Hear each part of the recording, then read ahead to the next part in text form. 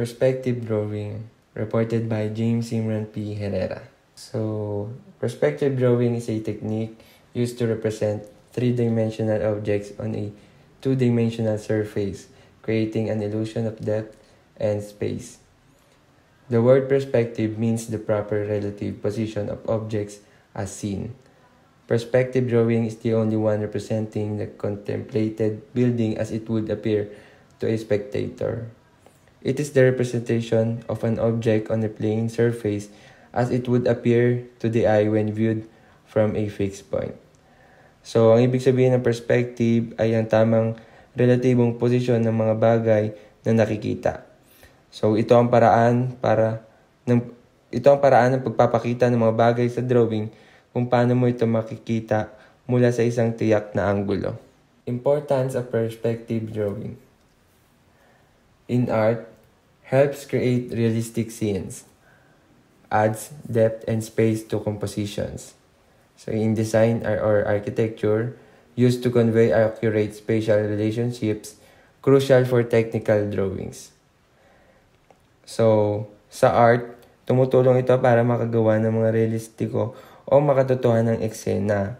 So, sa design and architecture naman, mahalaga ito para maipakita ang tamang spatial relationships ng mga bagay. Kapag nagdodrawing ka ng buildings o landscape, mahalaga ang perspective drawing para tama ang mga sukat ng mga bagay at tama rin ang distansya. Types of perspective. One-point perspective.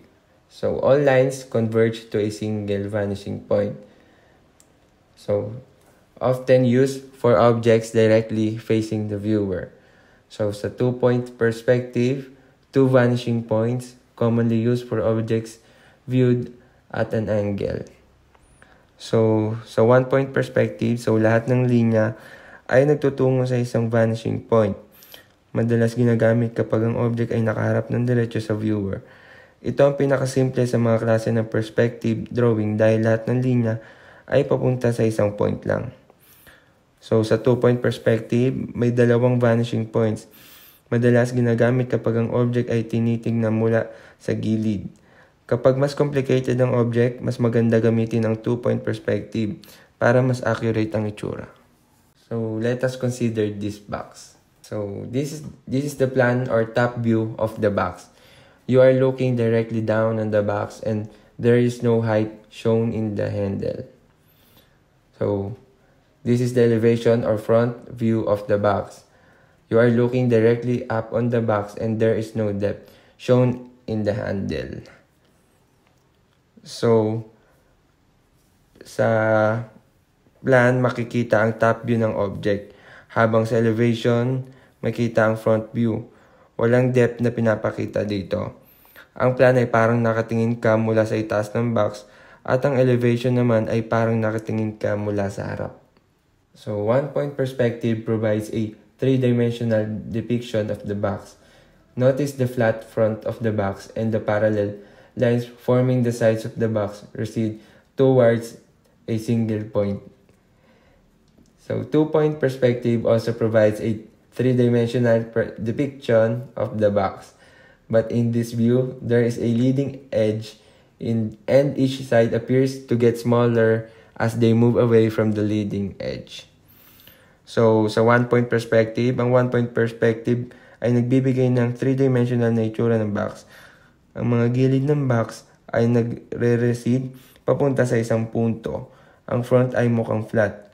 So, pero ang mga gilid ay parang palayo, papunta sa isang punto sa background. So, sa two-point perspective, may leading edge at ang bawat gilid ay lumiliit habang lumalayo sa leading edge. Hindi na flat ang harapan. Makita mo na may lalim sa magkabilang gilid dahil ito ay papunta sa dalawang vanishing points. So, look at this illustration po. Vanishing points. The imaginary points in an image where parallel lines appear to converge in as they go further away from the observer are known as vanishing points. It coincides with the eye level of the observer. If an image has one vanishing point, it's known as one-point perspective. If it has two, it's called two-point perspective. So, horizon line. The imaginary horizontal line passing through the BP where the sky appears to meet the ground is called as horizon line. So, vanishing points. So, ang vanishing points ay ang imaginary point kung saan nagtatagpo ang paralines habang palayo ito sa observer. So, ito yung point kung saan parang nawawala o nagtatapos sa mga linya kapag lumalayo sa iyong object. So, sa horizon line, ang horizon line ay ang linya kung saan nagtatagpo ang langit at ang lupa sa mata ng observer. So, ito yung parang linya sa malayo kung saan tumutugma ang lahat ng bagay. So, depende sa taas ng mata mo o kung saan ka nakatingin. So, look at this illustration. So, eye level plane, height of observer, so central visual plane, so ground level. Look at this illustration. Eye level plane, the imaginary horizontal plane passing through the observer's eye and the horizon line and parallel to the ground level plane is known as eye level plane. So station point, the position of the observer in plan with respect to dimension of his structure is known as the station point. So central visual plane, the imaginary vertical plane passing through the observer's eye and perpendicular to the eye level plane and ground level plane is known as central visual plane. So sa eye level plane, so ito ay ang imaginary horizontal plane na dumadaan sa mata ng observer at sa horizon line. So, ito ang level kung saan ka nakatingin at ito rin ang basehan kung paano mo makikita ang mga bagay sa drawing. So, station point. So, ito ay ang posisyon ng observer na tumutukoy kung gaano kalayo o kalapit ang isang structure. So, ito yung lugar kung saan ka tumatayo o umupo para makita mo ang drawing mula sa tamang anggulo. So, sa central visual plane, ito ay ang imaginary vertical plane na dumadaan sa mata ng observer at perpendicular sa eye level plane o at ground level plane. So, parang iisipin mo na may invisible na harang na dumadaan sa gitna ng mata mo at hinahati ang makikita mo sa kaliwa at kanan. How to draw a one-point perspective drawing. So first, plan of the structure. Second, elevation of the structure. Third, position of station point. Fourth, height of the observer. So step 1, draw the given plan on the extreme top of the drawing sheet. Note, if the station point is to the left of the plan, draw the plan on the extreme top right and vice versa. Step 2, mark the picture plane and the station point on the plan with the help of the given data. Step 3, so draw the given elevation at the bottom of the drawing sheet. So note, if the station point is to the left of the plan, draw the elevation on the bottom left and vice versa. Leave adequate distance between the station point and the elevation for a neat drawing. Step 4, draw the ground level and mark the vanishing point on the elevation with the help of the given data. 5. Draw the true shapes of the face lying on the picture plane with the help of projections from the plan and elevation. So note, straight faces only will maintain their true shapes in the perspective. Inclined face will not maintain their true shapes in the perspective. So step 6, in the plan, join points of details, wall edges, windows, doors, etc. of the face not lying on the picture plane to the station point. Step 7.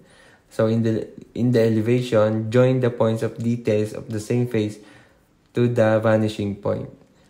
So note, no projections from the true shape face can be directly joined to the vanishing point. Projections must be first transferred to the edge of the tapering face and then joined to the vanishing point. So similarly, inclined edges on the true faces are also to be first projected onto the edge of the tapering and then join the vanishing point. Step 8. To get the details of the tapering end in perspective, draw projections of the same from the lines joining the station point at the point where they are cutting the picture plane. Join the details on the tapering face to complete the one-point perspective drawing. So how to draw a 2-point perspective drawing. So first, plan of the structure.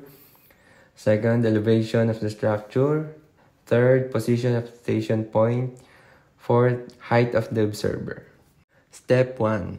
Draw the inclined given plan at the top center of the drawing sheet with an edge leading. Note, if angle of inclination is not given, take 30 degrees for longer side and 60 degrees for shorter side. So step 2, draw the picture plane and the station point on the plan with the help of the given data. Step 3, mark the ground level at a suitable place, the bottom of the sheet, and draw the horizon line at a length equal to the height of the observer. So step 4, in order to draw the vanishing points, so from the station point, draw lines parallel to the sides of the plan to meet the picture plane. From these points on the picture plane, project lines downwards to the horizon line. So these are the vanishing points. So step 5, draw the elevation on either side of either vanishing point according to your own convenience. So step 6, only the leading edge will maintain its true length in the perspective view. So join the extreme ends of this edge with the vanishing points on both sides. So step 7, in the plan, join all details to the station point, and from the points where they are intersecting the picture plane, bring down the projections. So step 8, take projections of the same details from the elevations onto the true edge and project them back to their respective vanishing points. So step 9, join the details on the tapering face to complete the 1-point perspective drawing. And that's all. Thank you for listening.